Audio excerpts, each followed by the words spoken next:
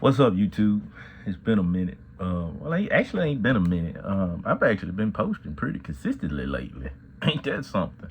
But anyway, sitting here in the office and just got to thinking, I really got to shoot videos and just talk shop with you guys. And I think that's what I want to get back into doing too.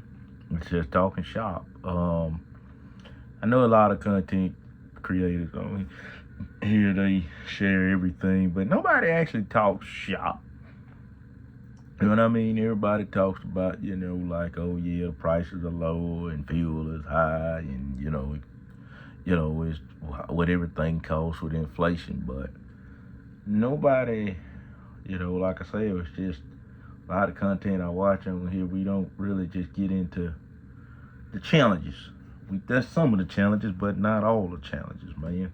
And I get a lot of questions as a first generation guy because, it's spread out across social media platforms, not just YouTube, TikTok, uh, Instagram. Got the phone page on Instagram. Y'all ain't following none of that stuff. Should follow it. I update a lot of that quite regularly, but I still want to kind of do better over here. But I just want to kind of address a few things too. First, I've noticed people have been commenting on videos, and I wasn't getting the notifications about those comments. Well, I just really learned about the YouTube Studio app, and that's where you find all that information. And you used to didn't find all that information in the app; you would find it in YouTube. But I guess that ain't the case no more. So it is what it is. That shows how inexperienced with YouTube I am. But so gonna try to address some comments also. There were questions that were asked in these videos too.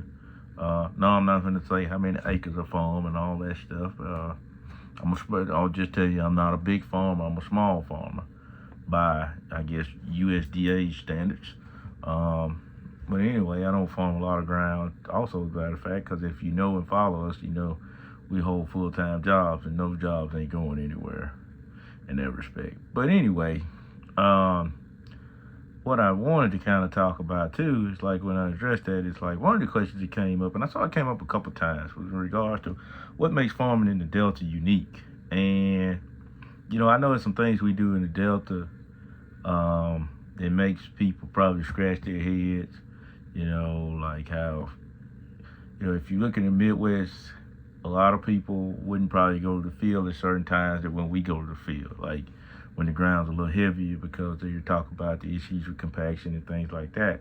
But a lot of our soil type is nothing like Midwestern soil. Our growing conditions are nothing like the Midwest. And I'm going to be honest with you with that. I know it's not because I've lived in the Midwest for 4 years when I lived in Ohio. And I remember everybody would talk about it's so hot in Ohio. And I would be like, it's not that hot up here. I mean, it's hot, but it's not that hot compared to where it was back home.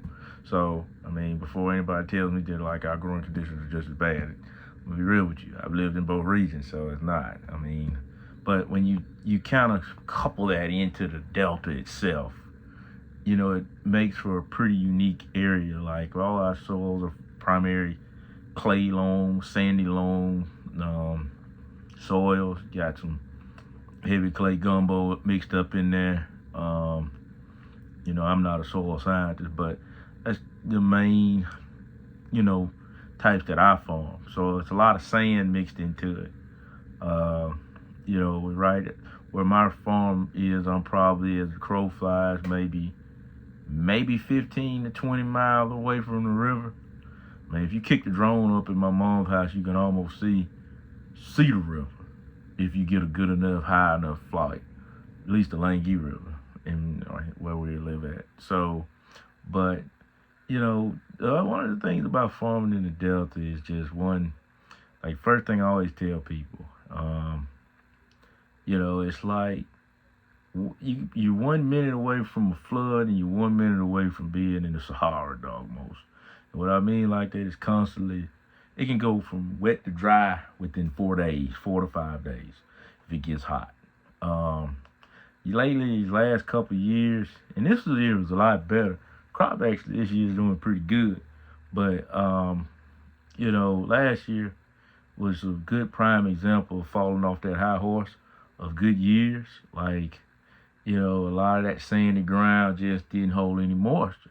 And then, when you get up above 95 to almost 100 degrees, a lot of the time, some plants, they shut down. And what I mean by shut down, photosynthesis really isn't occurring. And so there's no really growth occurring. So, it's like, I very seldomly was in the Midwest and was experiencing 104 and 105 days consistently, like what we would experience in the Delta. Like, I remember it got hot in May last year, like at 103, 104, and it stayed that way for like almost a month. But that has an effect on your growing seasons. One of the things unique about the Delta, and I know they do this in other places, a lot of the Delta is on 38-inch rows, 36 maybe in some places. Then a lot of that is the remnant of being in cotton country. A lot of cotton is grown in my region.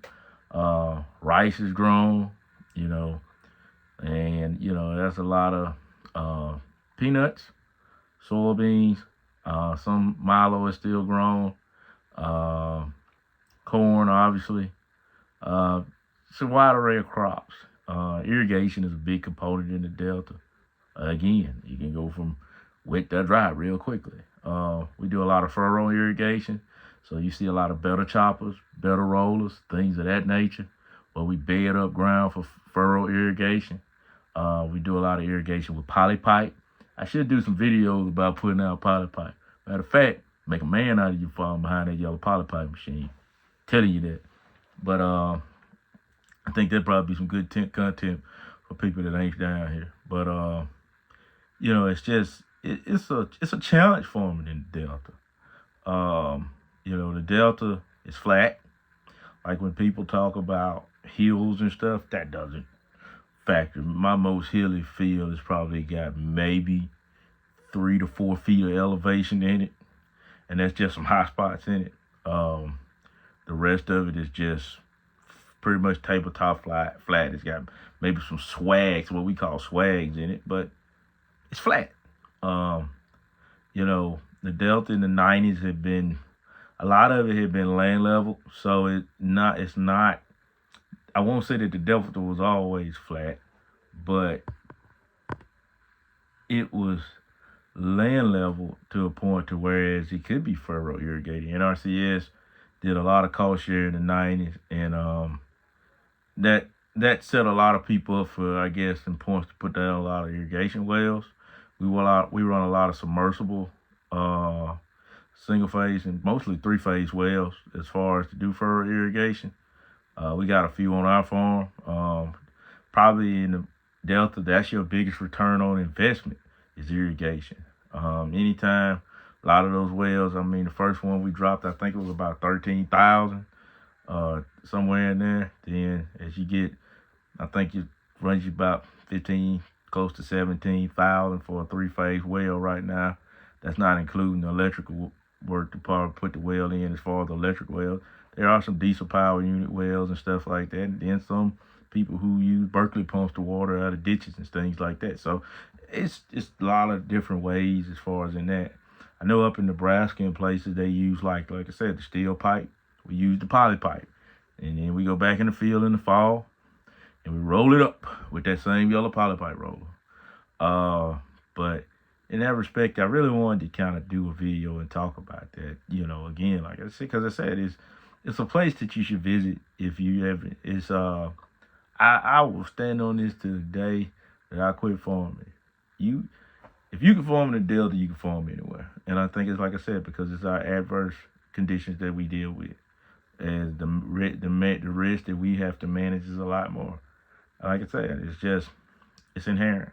I'm not knocking anywhere. It's just we don't have those primo growing conditions of the Iowa or the I-states where it's cooler temps and heavier soils that hold moisture longer and, good black dirt, you get toward the river and the water table's high, that stuff is primo, but, we don't have, most of us further away from the river, a little further, we don't really have that strong. We got strong ground, but it's not strong like that. So, in that respect, but again, I also want to get in here sometime here in the near future and kind of just talk shop And what I mean by that, again, like talking shop, you remember I'm a first generation farmer, and we have come a long way. And since some of the earlier YouTube videos that I did, I have learned a lot. Learned a lot about the machines that we run, learned a lot about just the business and farming in itself, which a lot of people don't talk about. Like I said, a lot of people talk about the challenges we run into, but they don't talk about the business and how to stay afloat. You know, entities like partnership versus LLC versus being a sole proprietor versus just going out here and farming out in your name. Like there are so many different lessons that you can learn starting out and setting yourself up for success, protecting your assets in case something go wrong. Because believe me, when you go to get that crop loan, your operating line, depending on how much your operating line is, sometimes they want to put a lien against certain stuff. So you kind of gotta need to know how to try to protect yourself at least. You know what I'm saying? Because it's a lot of things we don't talk about. We don't talk about you know right now interest rates are high. So if you got $1 million line of credit, you know what I'm saying? That's 10%. I mean, it's 7-8% right now, at least last I looked. But if you got a 10% interest rate, that's $100,000. You think about what you can do with $100,000 on a farm. So you know what I'm saying? It's not like a lot of stuff. Nobody talks about that. Everybody talks about the equipment and all that's cool. That's the cool stuff in farming. But we don't talk about the challenges, the true challenges. We don't talk about how it still pays to probably stay close to your rotation, even if the price ain't there at times. We don't talk about how fertilizer and chemical can offset your input costs in a year in a big way, or how you can make the same yield this year that you made last year, but your cost of input can almost go up 25%, which that means, hey, you got a little bit less that you got to tighten that belt about.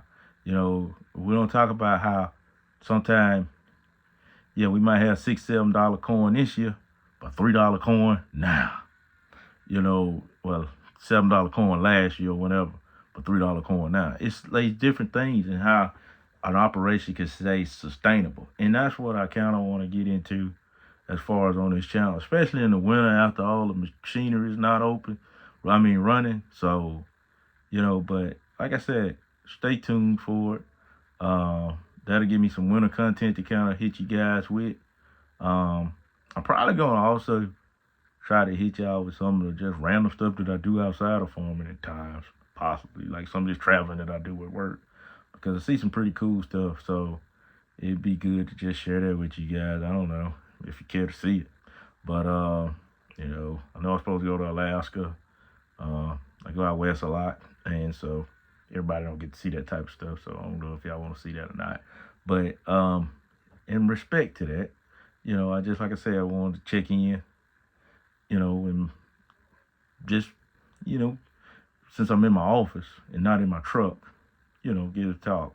I'll probably try to give you guys kind of an equipment update probably here in the next week or so. We'll kind of just a few of the new different pieces of equipment on the farm. I got the whole Bob truck, got the Mack with the jet hopper bottom now. Got the, like I said, the Spray Coupe 4640. Still got the 1680, believe it or not. Just hadn't been running it. Got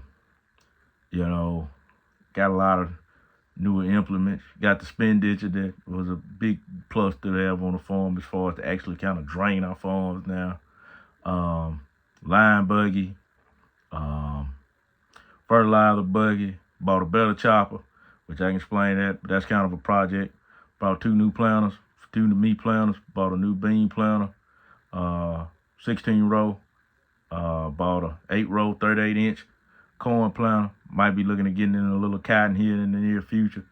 So it had to kind of open that up for me. Now that I got a sprayer, I can really kind of entertain this look of getting in the cotton, because you can't jump in the cotton without a sprayer.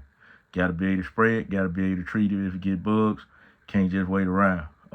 Can't be waiting on 2 weeks. I'm 2 weeks out. But yeah, we'll get into it. We'll talk some shop. But just want to check in with you guys. Hope everything good.